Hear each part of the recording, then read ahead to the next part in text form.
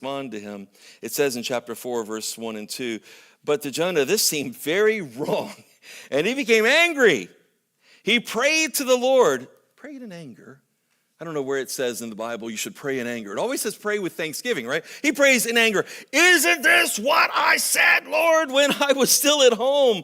That is why I tried to forestall by fleeing to Tarshish. I knew that you were gracious and compassionate God, slow to anger and abounding in love, a God who relents from sending calamity. He quotes from Exodus. He quotes from the moment when Moses was there and he had asked God to reveal himself to him. And God said, you can't see me and live. But as God passed by, God spoke these words and said that he is gracious and compassionate, slow to anger, abounding in love. Jonah knew that God could and probably would relent from judging Nineveh. I wonder if it's because he knew that Nineveh was called to judge his kingdom. I don't know.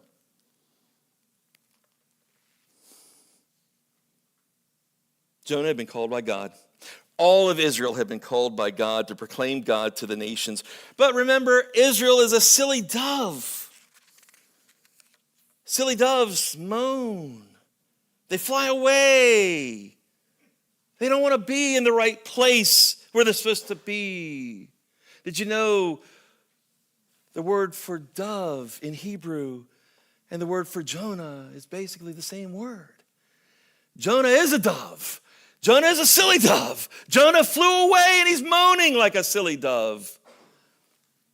The original readers would have seen this because for them, they just see it. Jonah, he's a dove.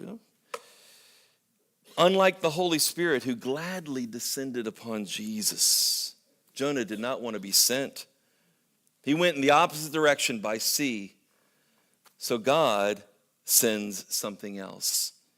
He sends a great storm to that boat that was carrying Jonah. It says, but the Lord sent out a great wind on the sea, and there was a mighty tempest on the sea, so that the ship was about to be broken up.